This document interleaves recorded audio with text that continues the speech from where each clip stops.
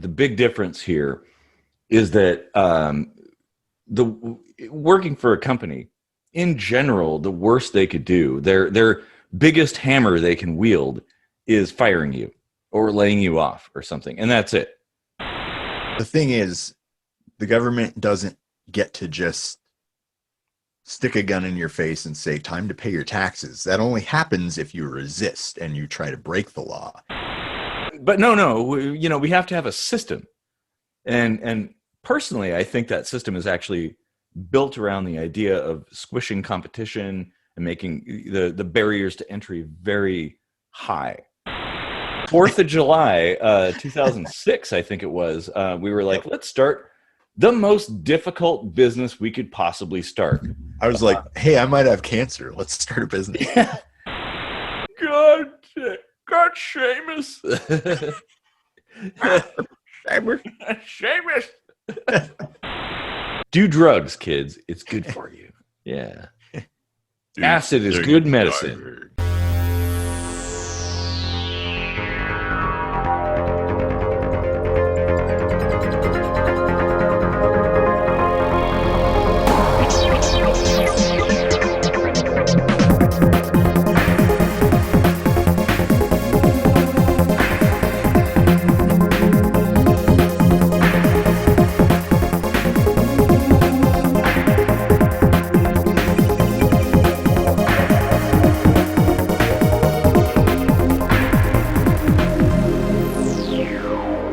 Welcome to another kitchen sink microscopy. I'm Casey. Yeah, that's me, Casey Rochford. Yeah, I think so. And you should probably like and share and subscribe to the channel. Yeah, that would be the right thing to do. If you like what we do. I mean, if you don't, then dislike and unsubscribe and I don't know, tell everybody that you hate us on social media. This is why I handle the marketing. Yeah, exactly. And, I'm the Earth human known by many as Eric Rosenblatt. And don't forget, we write our own music, which is available on iTunes and Spotify and such music gathering places. So hang out to the end of the show, and you'll hopefully hear something new. Well, it'll probably be new, but I can't guarantee it's going to be good. That's subjective. And if you're feeling adventurous, go to our website at ksmvidcast.com, and we got some exclusive things there. Probably, hopefully, I would imagine. Yeah, so we may not be good, but at least we're not Milli Vanilli. So, well, okay, we may not be good, but at least we're consistent. Like every week a new episode, and every week a new Minute Microscopy. Well, and sadly, the Kitchen Sink University is a little more Spartan in its content, shall we say? But more coming soon, hopefully. But yeah, COVID shut down our classrooms. So. Exactly. Well, we did go to remote learning, and we tried it, but Zoom just wasn't working out for us. So I have no idea what we're going to talk about today, and you do. So, Casey, what's the topic of conversation for this fine evening? Well, I thought it would be interesting to blend philosophy and economy a little bit. Okay. Everyone's kind of, well, maybe not everyone, but a lot of people have heard that whole idea of like corporations being treated as like persons. Yeah. And there's some nuance to that and stuff, but that's in a legal sense, yeah. Yeah, in a legal sense. But we can talk about that a little bit, but I also wanted to kind of get your take on something that sort of related to that, and that's like autonomy for businesses. and I know you're a fan of like private business being able to do whatever they want to do and stuff, but I just kind of wanted to dive into some aspects of that. That would be being that businesses aren't people. well, they're made of people. Right. But Soylent Green, it's made of people. well, what triggered this idea is a recent episode we were talking about, like the government shouldn't be able to tell people what to do, but it's okay if a private business does. Well, I was like, well, what's really the difference there? I mean, it's a collection of people that get to tell other people what to do. And it's all like elective, right? You can leave the country, you can leave your job. There's really no difference there. Maybe how easy it is to do, but Yeah. 'Cause you can leave speaking about the US, you can leave the US, but it costs money to do it permanently. But not that much, actually. Like a couple $1,000s or something. Yeah. Which, is a lot of money to a lot of people. Mm-hmm. And also there's other complications of like, where are you going to go? There's that might be its own entire episode, goes into like seasteading and other such things. But yeah, there's like so many angles that just in like a few seconds you brought up, kind of like a bunch of different tangents that could be gone on. I should probably take notes, but I'll remember it. Yeah. Yeah. More beer. Can't write it down.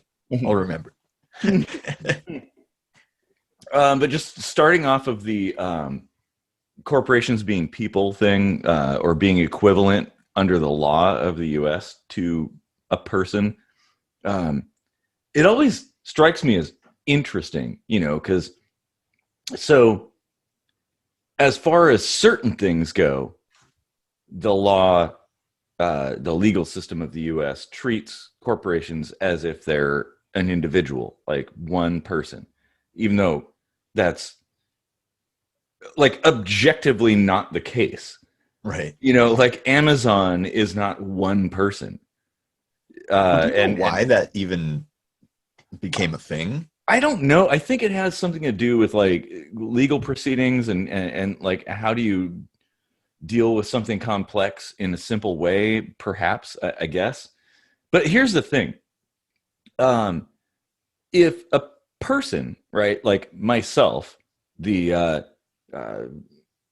Earth human known by many as Eric Rosenblatt, can commit a crime and go to trial and be convicted and incarcerated for that crime, right? Like, let's say I kill somebody.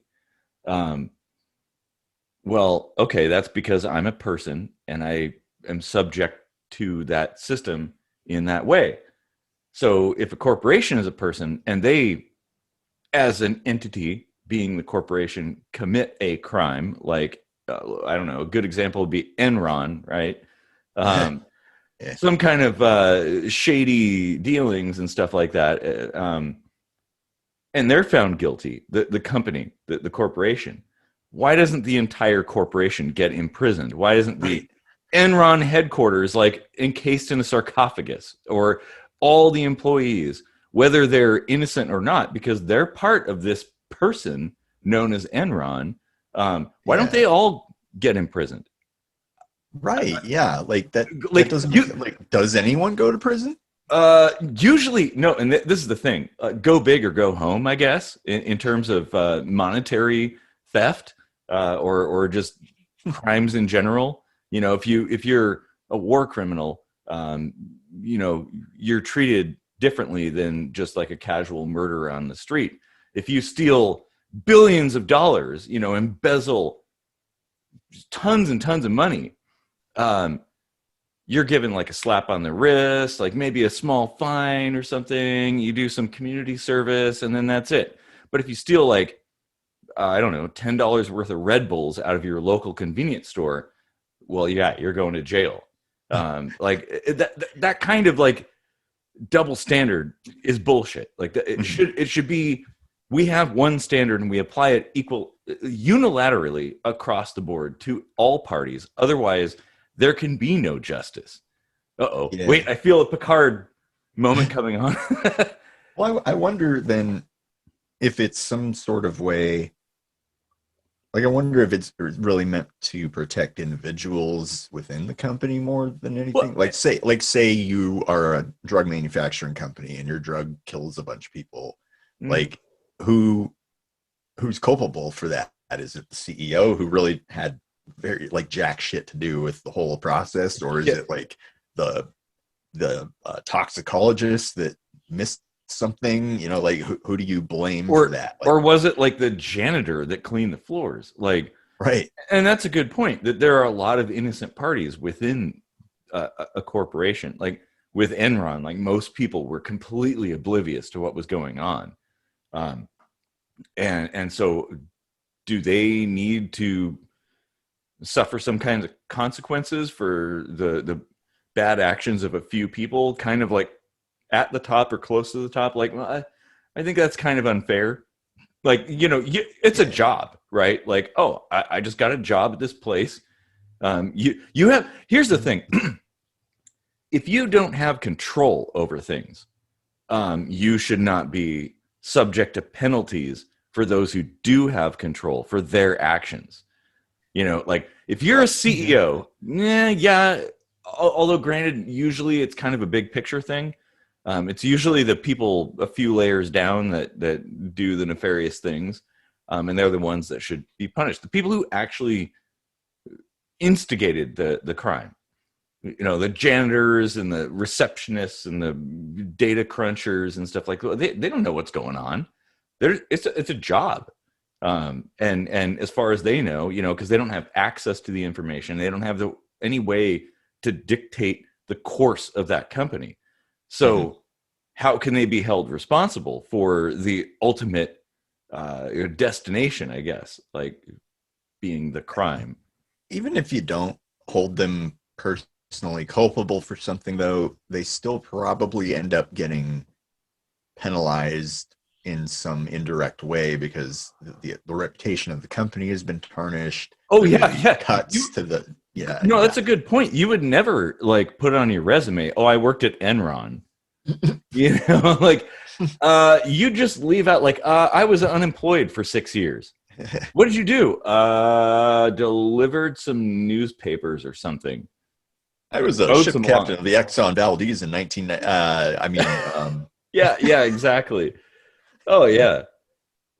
And so that kind of well, it doesn't actually segue, but there was another point you had brought up about the I don't remember now exactly the precise phrasing, but the the idea that like the government control of things versus the private industry. Yeah, let me explain that better. So let's start at the ground level with a human being, an individual, a person that has autonomy. Yeah.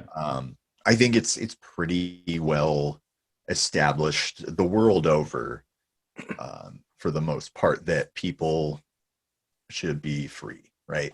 Yeah. Now, when you get into the government, oftentimes we say, like, well, the government is made up of people, but why should it be able to dictate how other people operate things, right? And it gets into this whole like majority rules thing and stuff like that.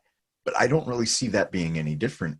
In fact, it's actually a little more authoritarian in corporations, right?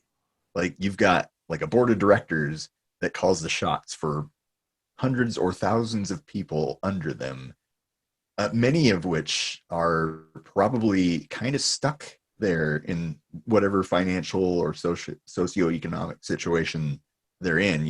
Like maybe they got a degree in this one thing and it's all they've done for 40 years and they're just miserable, but they can't leave. Well, why do they get to dictate what happens with their employees with autonomy versus the government. Like I don't see a huge difference between. I think that particular concept probably deserves its own episode. But just in short, I guess my particular perspective on that is that the big difference here is that the working for a company in general, the worst they could do, their biggest hammer they can wield is firing you or laying you off or something, and that's it. Like, you either have a job or you don't. So, if you elect to work there, you kind of agree to the terms of service, the terms and conditions, like, well, all the stuff that people skip through when they sign up for some kind of service so online. So many people are paycheck to paycheck, though. No, but hang on. The difference with the state is that the hammer they wield is death. There's very legit, like, that's really stretching. Well, no, it's not. I was actually going to do a minute microscopy about the barrel of a gun, like how everything kind of comes back down to that. All laws are enforced through force, essentially, and companies don't necessarily have that. The scariest thing they can do is leverage your job, not your life. And so, but the thing is, the government doesn't get to just stick a gun in your face and say, time to pay your taxes. That only happens if you resist and you try to break the law. But if you get fired from a job and you refuse to leave your office, guess what's going to happen? Well, okay. The law gets involved. the firing in a job is equivalent to the gun being pointed at you. It's the last straw. Like, you've been late to work this many times. You fucked up this many times. You're a terrible employee, and now we're firing you. We've given you every chance possible, and this is the last straw. With the state, the last straw is somebody with guns, ultimately, like, especially if you resist. And that's the point. It's like, with a private company, you have options within the realm in which you exist. Like, sure, if you work for Enron and you're like, man, I think they're doing some fishy stuff, I got to get out of here, you can leave and go work at another company. There's thousands of other companies to work at. But if you live in the US, there's no other US that you can go to. Like, you're kind of trapped in that system. And what you said earlier, you could just go to another country. Well, they all suck. Like, there aren't really a lot of options. I guess the big difference is that, like, in a corporation, you don't get to elect your board of directors, right? Well, so you are kind of stuck with what you get. It's all at the top. All the decision making, all of the leadership, all the infrastructure of the entire company is complete trickle down. At least there's still some, like, constituent interaction. Right? Well, with the state, I would consider that kind of an illusion. But yeah, that you do bring up a point that there's a little bit of involvement. Now, within the US, that is changing a little bit. Corporate culture is kind of shifting a little bit more. People are starting to realize, like, some of the models from around the world make a lot more sense and are a lot more effective. In Japan, they do things differently. There's a lot more involvement with the average people. Toyota is a really good example of that. And because they realized very early on, like, we don't know everything. We're not engineers. We don't work the machines. We don't see everything that's going on. And some of these people way down at the bottom, even the janitors, might see some kind of problem that might be important. And it's really important to recognize that and respect it and listen to it and try to attend to it. And I think it's borne out in the fact that Toyota is the best car. Toyota is, like, hands down the best car company in the world. So damn good. And yeah, corporations, if they want to make a profit, are taking notice of that, realizing, like, ooh, wait a minute, maybe we should listen to the people that work for us. And so Yeah, I mean, here in the moment, it may seem a certain way, but it's kind of shifting in a different direction. So that is changing. But whereas the state is concerned, I think it's actually going the opposite direction, like the ivory tower thing, less and less involvement, more detachment, more disconnection from the people they're supposed to be serving, I guess. The people that checked a checkbox to put them in the position they're in.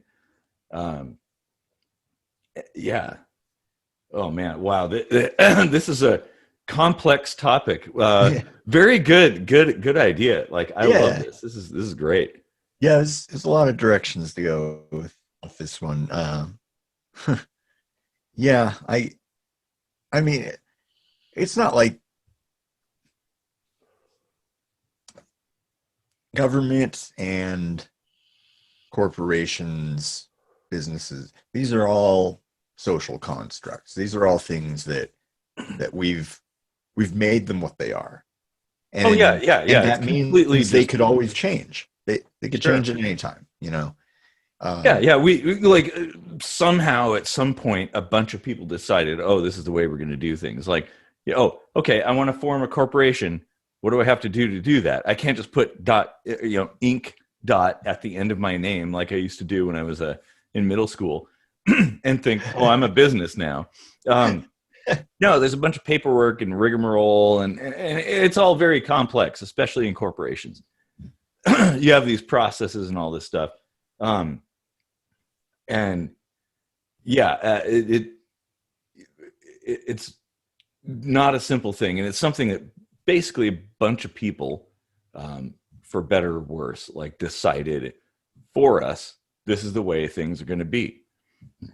Like, can a guy who's really good at making hot dogs just like go out onto the street and makes a hot dog stand and make really good hot dogs, and everybody buys them and nobody gets sick and the world is great? Yeah, sure. happens in Seattle and New York. Yeah, Yeah. happens all the time. Mhm. But no, we have to have a system, and personally, I think that system is actually built around the idea of squishing competition and making the barriers to entry very high. So Well, there's something to be said for that, though. Oversaturating a market like is a very real problem. It affects everybody. Like, the more competition you have out there, the more choices there are. Like, it really takes away from the ability for any one really good company to actually survive and thrive. well, that is true. However, if you're going to start a business, you're going to be cautious about what you're doing, and the market ultimately will sort that out. Like your customers, if you have really good cheeseburgers or something in your cheeseburger stand, or street tacos or something, people will come around. They'll drive like miles out of the way to get whatever you're selling. I mean, we can use food trucks as a good example. That's actually a really good one. And over, yes, you can have oversaturation, but it's not something the state needs to involve itself in. Like, because it does ultimately sort itself out. If there's too many people selling coffee on a street corner, well, there's only room for so many people, and only the best will emerge. I mean, the state isn't like issuing like a yay or nay sort of situation, like, oh no, we've got too many coffee shops. They do in some jurisdictions. Seriously? Yeah. I mean, Oh, like, yeah. it's so easy to just open a business. Like, I mean, we've done it. Well, that's true. Yeah. Well, and that's we, a good we, point. we Like, decided at Wendy's one day, let's open a business, and then we did yeah, it the next day. 4th of July, 2006, I think it was. We were like, Yep. let's start the most difficult business we could possibly start. I was like, hey, I might have cancer. Let's start a business. Yeah. And we had $1,000 between the two of us and a credit card, and we ran that for 6 years, despite the fact that you had to go through cancer treatment twice. Yeah. And it was actually pretty good. Like, Had I not gone through all that, it probably would have done pretty well. Yeah, well, I consider it a success. I mean, yeah, Considering it wasn't bad. Like we broke even on the deal, basically, Mhm. more or less. Well, and we picked kind of a difficult field to get into. Granted, the advantage we had is it was very niche. Very few people did printer repair, and eventually we were able to expand into all kinds of things like computer and laptop repair, phone repair. I think we were a dealer for Clear Wire, which became Clear. We did like graphic design and printing, and and we were in a commercial space. Like in my mind, it's like we did it. Yeah. Like we overcame all of the odds. Like, and the odds were stacked very much against us. If we were like, hey, let's become barbers, we'd probably have a better chance. But we picked something really unusual, and the advantage we had, I guess, in that regard is what we chose didn't have a lot of regulations around it, a lot of paperwork, a lot of licenses and all this stuff. Like if you want to be a barber, it's, big old stack of shit you got to deal with. If you want to sell food, it's the same kind of thing. And people say all the time, like, well, it's all about safety. Yeah, but word of mouth is the greatest advertiser, and it's also your greatest adversary if you make a mistake. And so there's an interest in people selling things that could theoretically make somebody sick, to be cautious. There's a lot of countries where people just like cook stuff in their home kitchen and they roll out onto the street and they sell things to the general public. Well, there's also a lot of health problems that come from that too, and word of mouth only moves so fast in some situations, But okay, if you regulate people selling things to the general public, why don't you regulate people cooking things in their house? Like, if it's that risky to cook something in your house and sell it, why wouldn't it be risky to cook something in your house and consume it? Well, because they're allowing you autonomy. You're cooking for yourself, or maybe some friends or family that come over. But you're not charging people money. Dinner. You're not charging people money to make them sick. Well, and that is actually where the state puts its hooks in, is commerce. That generally is the thing that differentiates things. It's like, gun sales is another one. Like, it's okay. Well, in Washington State, they've kind of changed things, but in general, in the rest of the free world, it's okay. Like if you saw a gun that I have in my house and you're like, hey, you want to sell that? I could be like, sure, I'll sell it to you. No problem. Like, we're friends. Like, give me some money. I'll give you the gun. Done. But as soon as you open up a store and it's your business to sell guns, that's where the state comes in, and they're like, oh, okay, well, now everything's different.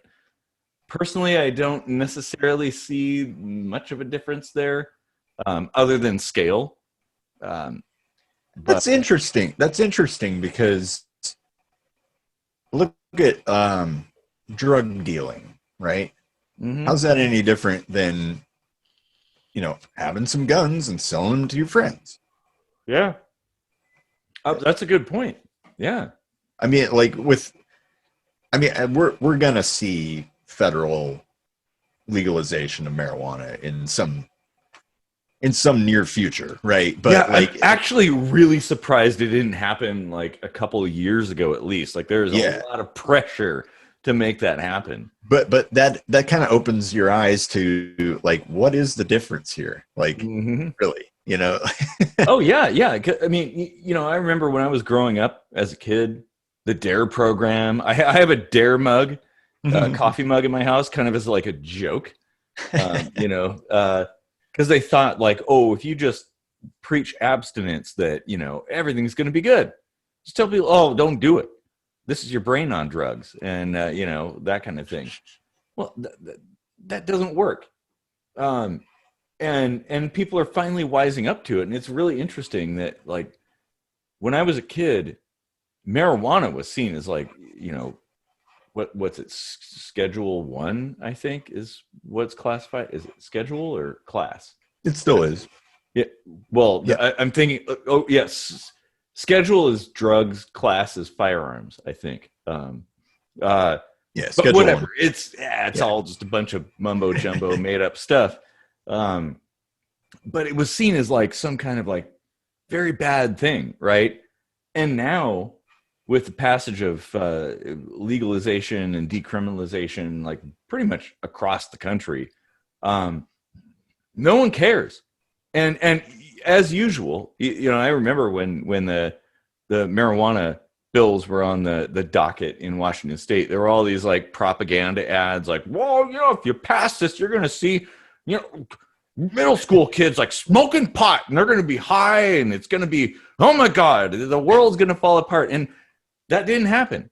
Like, well, in fairness, there has been a fair amount more brazen use of marijuana, but is the use harmful? That's really the question.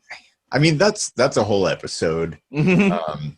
Like, I'm not necessarily like, I used to be huge anti-pot, but I've come a long way in that. But I do still understand why it's Schedule 1, and that would be a whole discussion of its own. Like that's a whole episode. Oh yeah, well, and we're going into this, like, because I think mushrooms and mescaline and various other things have been legalized in some states. Oregon just recently decriminalized everything. Like, shouldn't we be allowed, and this actually goes back to kind of the food truck kind of thing, like, shouldn't we be allowed to take our own risks and make our own decisions? Like, really, we've been doing it centuries before like established governments existed. Like, think about how long mescaline has been in use. Back when people were like tribal collections of a few people in the middle of the desert and stuff, just getting high on mescaline, and it seemed okay then. Like, we're still here today. We somehow survived. I don't know. And same thing with food. If you look at the way people cooked food back in the day, like, we know so much more now, that even the stupidest idiot cooking food is probably going to create a superior product to what kings were served in like the 1300s or something. They probably got food poisoning all the time. Well, they were also inbred and stuff, so there's a whole different. But I mean, the quality has improved and knowledge has improved. Like, we understand the germ theory now, like why people get sick and how to prevent it. And we have measuring devices. You can measure very accurately the temperature of things. Wait, germ theory? It's just a theory. Yeah, I ascribe to the miasma theory. Give me my plague doctor mask. Oh, man. Yeah, I don't know. This is a crazy ass conversation. Wow. Oh man, there's so much. And there was a third thing that you brought up, like in the very beginning, which I don't remember what it is. Did I? I think you brought up 3 points. Yeah. And we've touched on the first two, or two of them, but I don't remember the other one. Huh. Yeah, so maybe I dreamt about fever. So we talked about the corporation as a person. Yeah. Right. And then we talked a little bit about, a similarity or difference between government and corporations, and how that relates to just an individual. Yeah. Was there a third? I don't know. Yeah. I feel like there was another thing that I was thinking, and I've completely forgotten it, but maybe I'll remember it. Or maybe you'll remember it, given time. My memory has been slipping. I don't know if it's age or beer or a combination of the two. I'm going to say the latter. Yeah. Well, the interesting thing, like the similarity between corporations and the state, the government. Well, that's an interesting thought, because so, you know, if we just one day were like, hey, let's buy this taco truck and start making tacos, even though well, I don't know how to make tacos, so, but let's say we did, and we're making grilled cheese. We're gonna make a grilled cheese truck and sell grilled cheese on the street. We could totally do that, but we can't, because the state requires that you jump through these hoops. So, you know, you have to form your company, whatever it be, if it's a sole proprietorship or a partnership or an LLC or a corporation or an S corporation, or you name it. There's lots of different variations. But you have to ask permission, and then they grant you permission, and then you have to follow their rules. So I don't see a difference between corporations and the state. Like, to me, they're one and the same.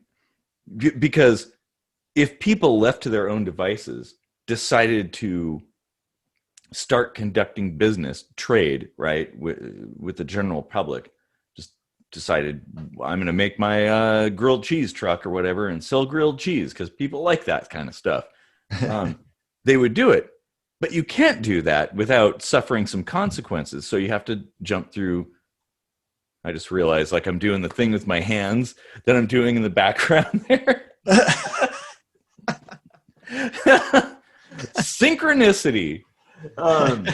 But because of the fact that you have to play by the rules of the state, you're kind of beholden to that. And so you're kind of a product of the state. Like, you can't do whatever you want to do. You have to do whatever, I guess, the terms of service of the government is.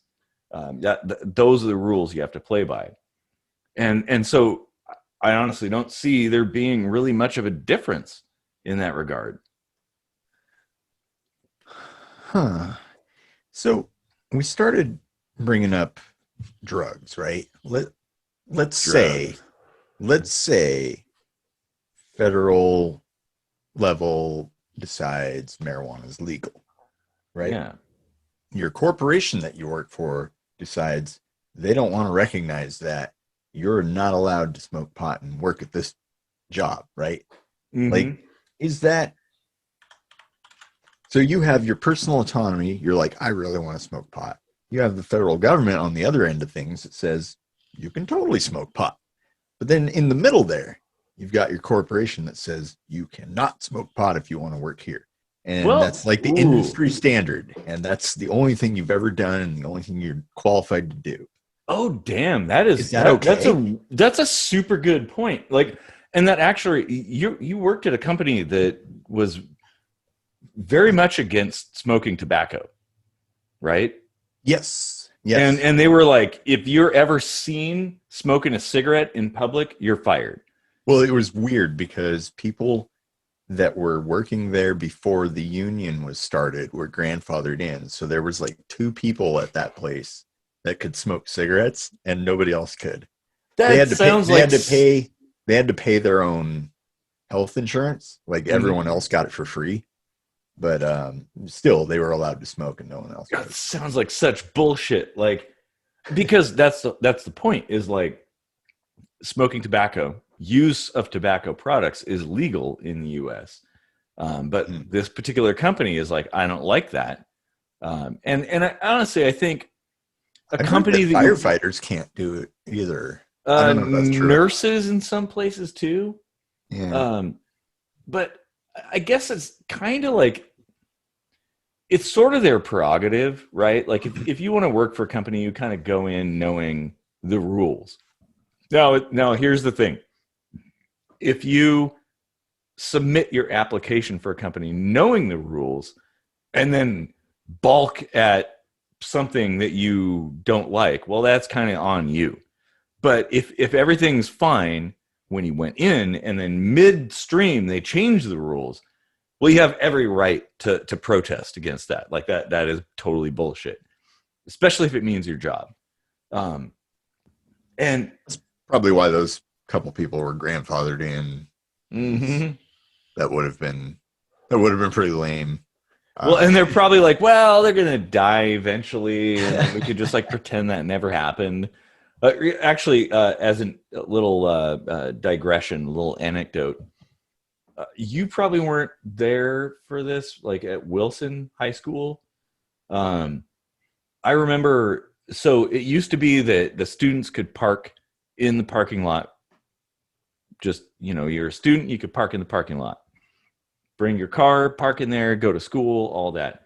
But then at some point they decided you have to pay for a parking permit. And it was kind of a lot of money for like a high school student. You didn't even have a job yet. You're still in high school. So they started charging money for people to get a permit to park in the parking lot at the high school they were required by law to go to. Well, to a high school, let's say, but well, yeah. we had districts anyway. Like you had to go through a whole bunch of hoops if you wanted to go somewhere outside your district. So now you had to buy a permit, a little sticker to stick on your window so you could park at the school you had to go to.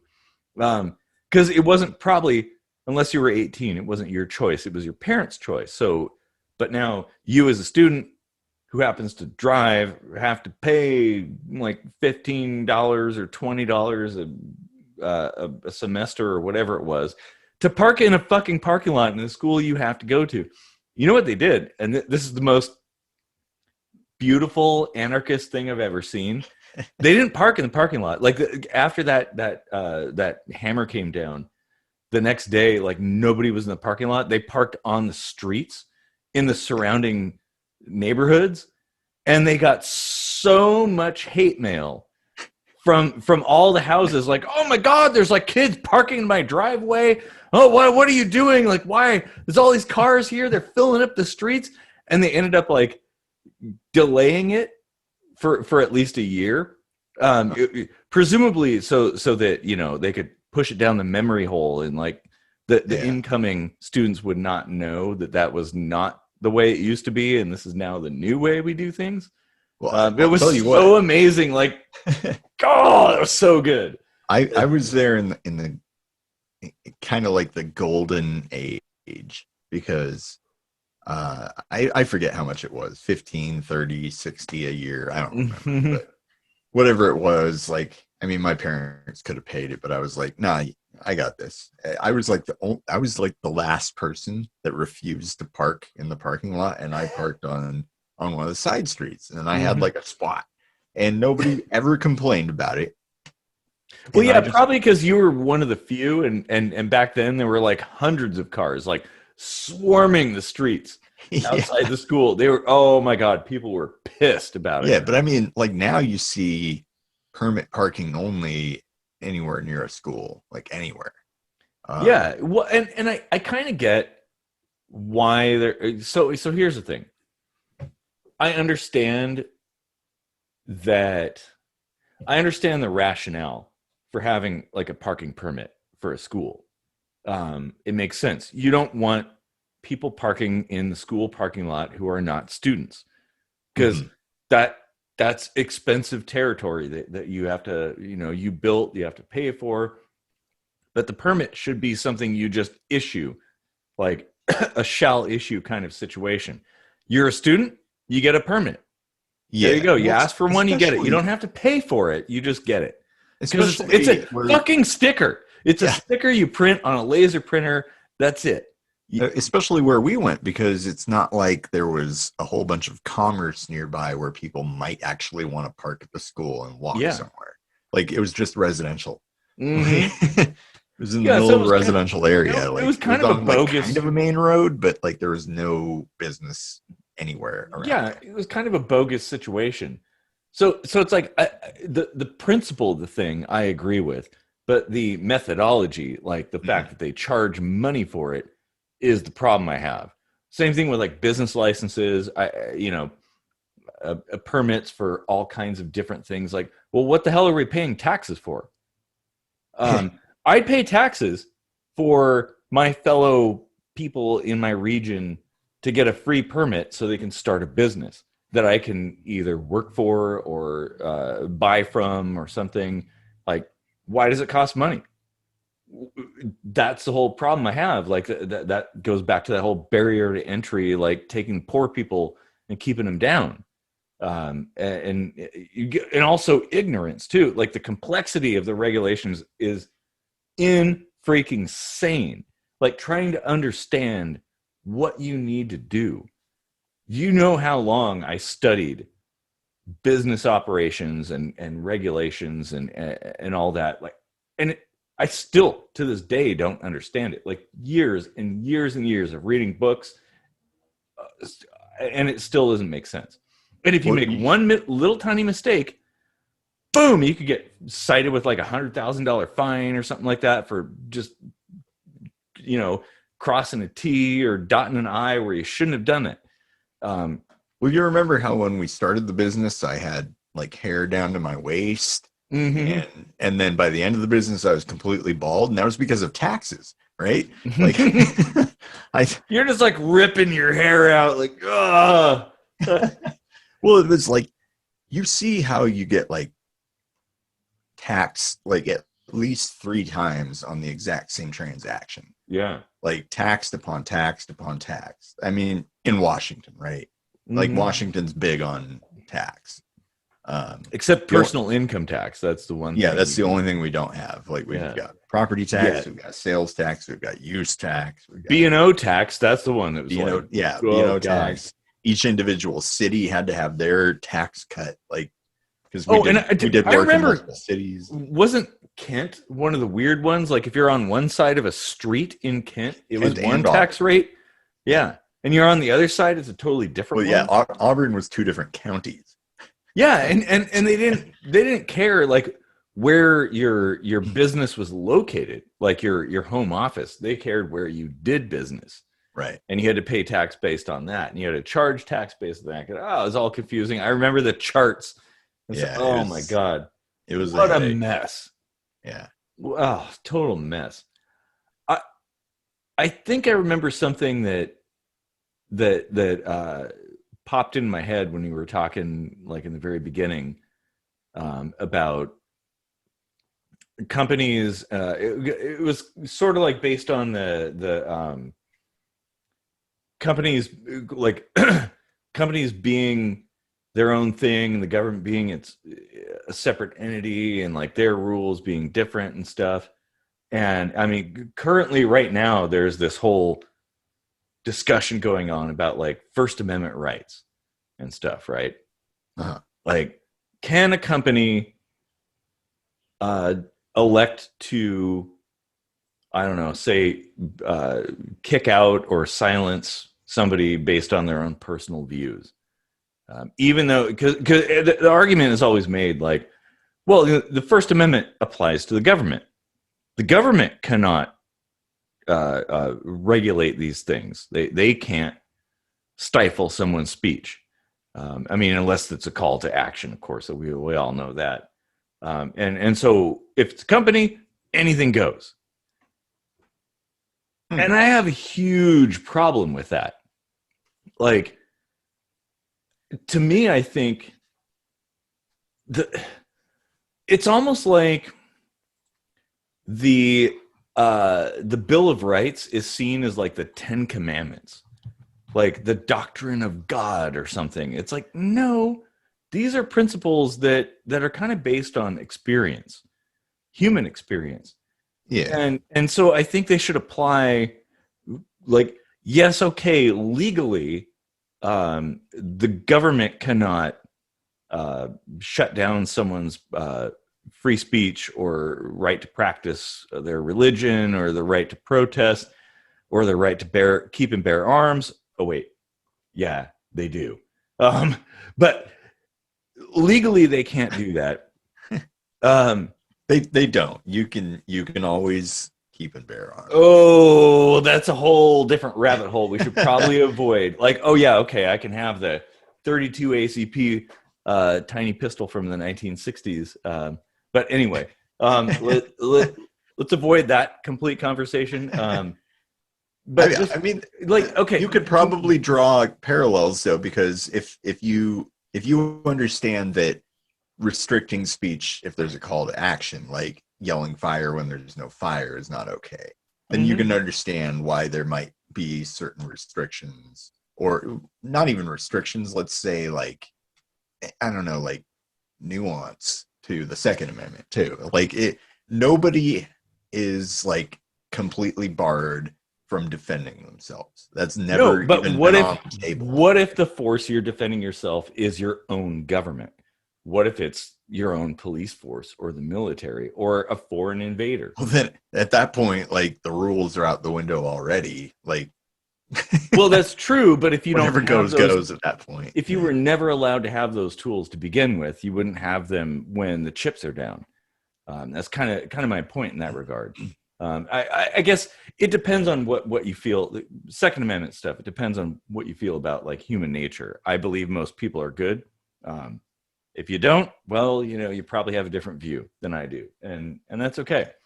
And that's an entirely different conversation. But it kind of isn't. Like I don't want to get stuck on like numerical amendments or anything like that.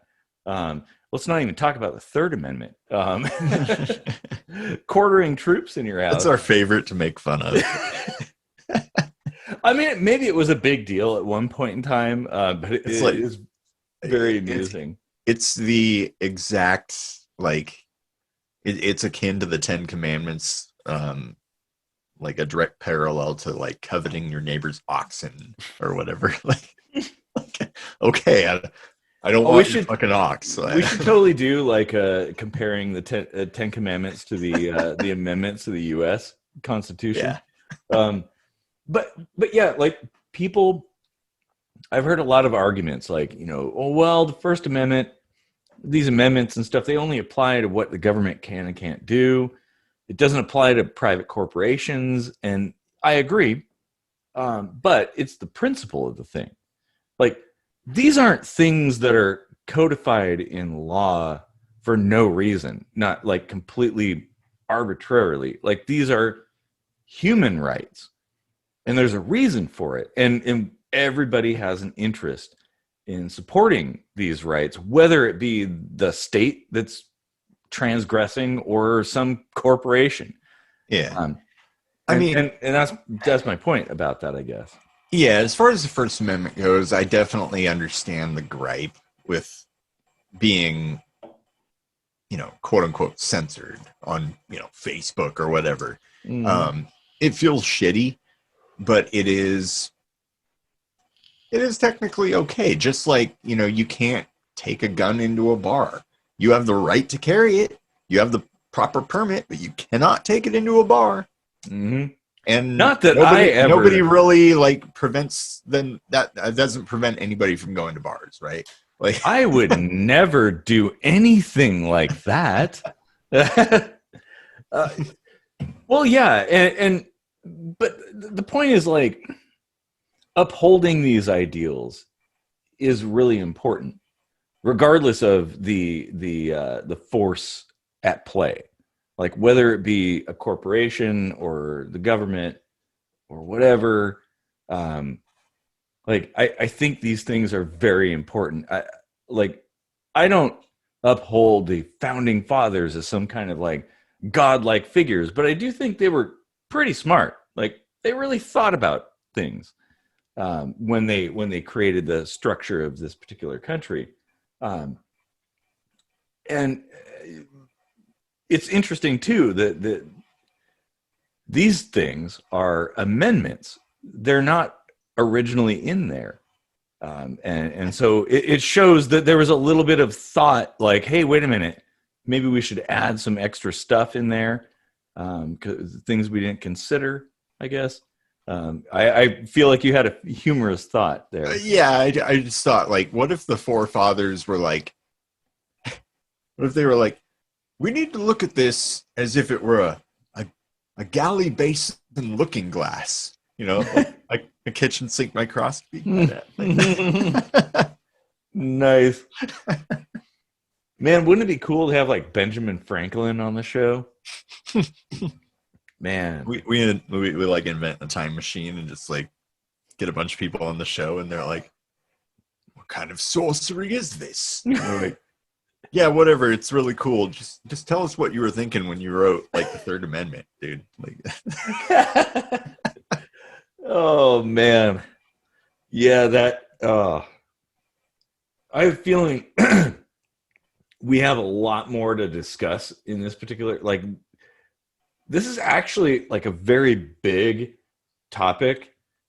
All of the things we discussed have many tangents that are pretty huge, like kind of a lot to do. Oh my god, I'm doing the things with my hands that I'm doing on the screen. Inception. I guess I do that a lot. That's okay. I mean, you express with your hands for some reason. Yeah, That'd be a good. We're body language people, and that's why we do this show on YouTube. Yeah, that's a huge component of communication. You know, like I recently decided to like take a break from Facebook. I made like a side account so I could keep promoting the show and stuff, but like there's just so much communication void in text-based, like correspondence with people, right? And a lot of that is body language. A lot of that is vocal, inflection and you miss the like expressions of a person. It's almost impossible to discern sarcasm from seriousness, and it creates and turmoil, and it's exactly, and little emojis and stuff don't necessarily cut it.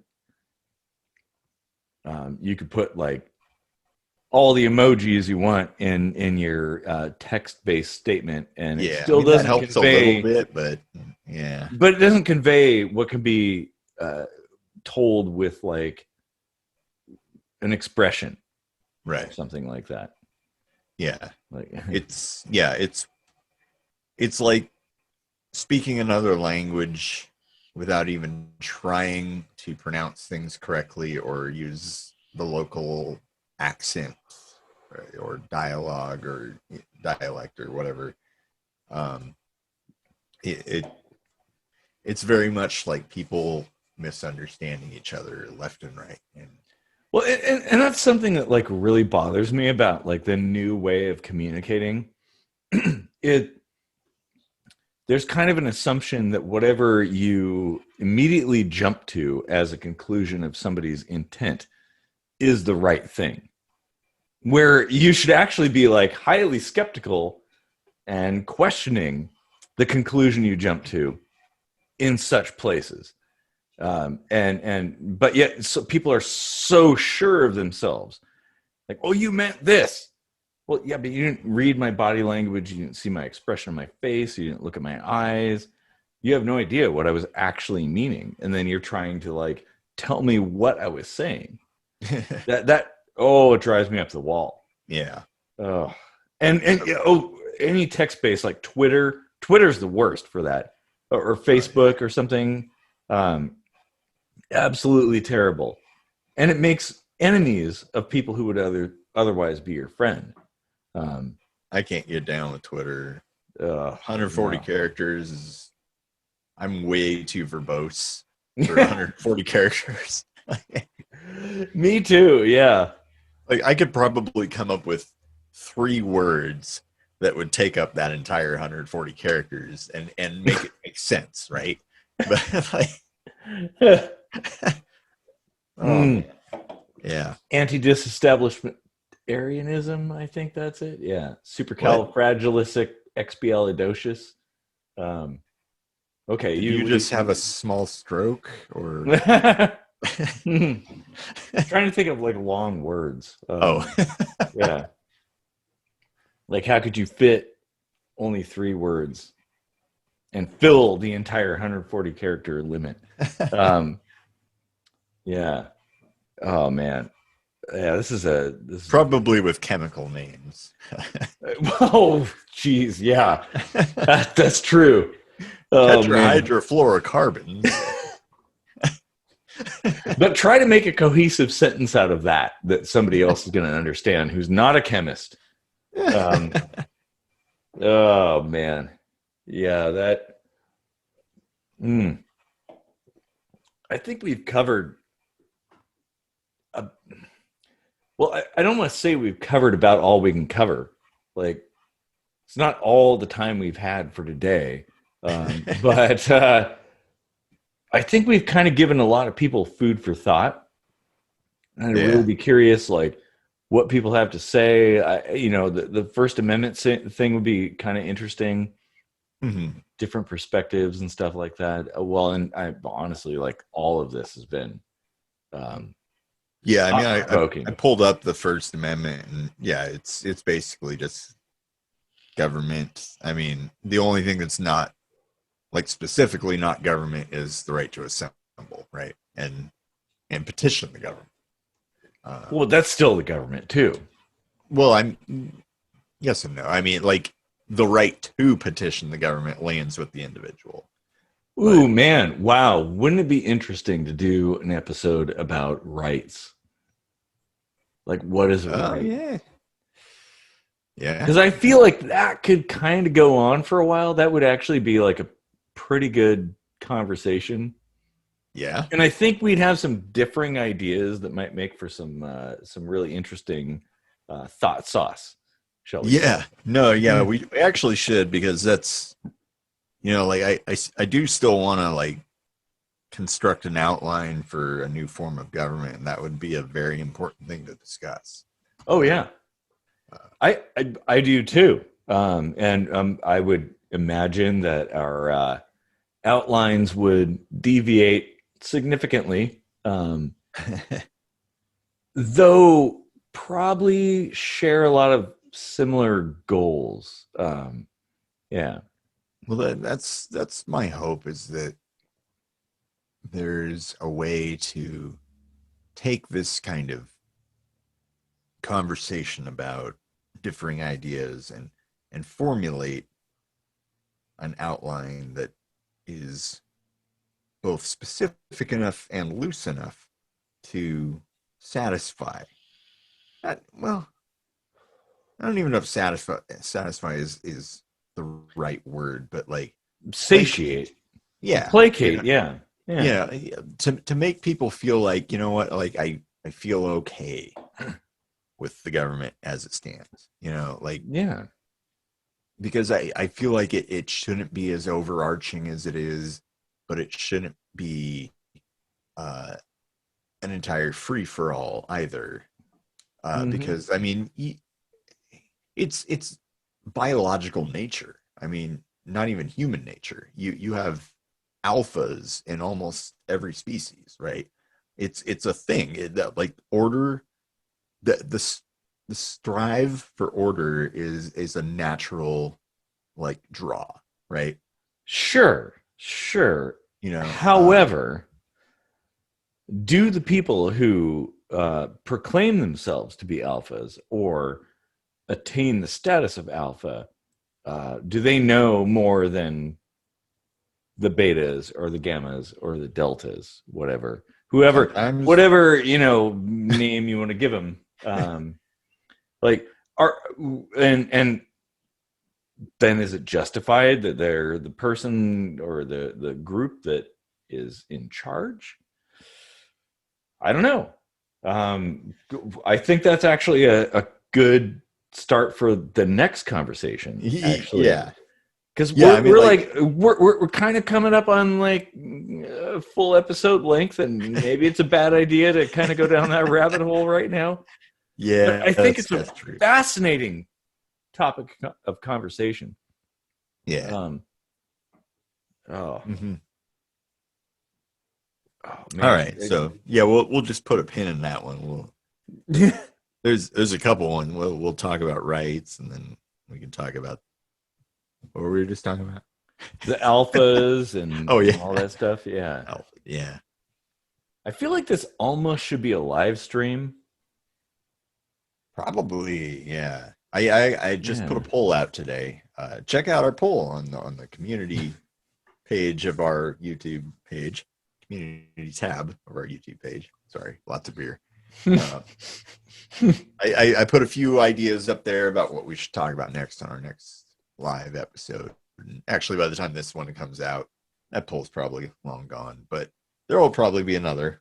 So, well, it'll probably be an inspiration for the beginning, because I mean, all of the topics I put up there are ones we'll get to eventually anyway. So and to think, we thought we would run out of topics before songs. we still got a lot of songs. I do too, but man, yeah. Well, if you're still with us after all this time, I thank you for deep sink diving with us into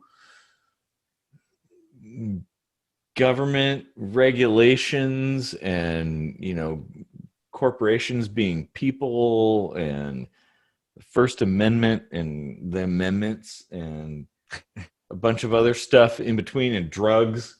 Drugs. Yeah. Do drugs, kids. It's good for you. Yeah. Dude, acid is good medicine. Yeah. Oh man. I think that's probably a good point to end on. I don't know what song we're gonna have at the end, but it'll be a good one. Yeah. Yeah. It'll be a good one. God damn it.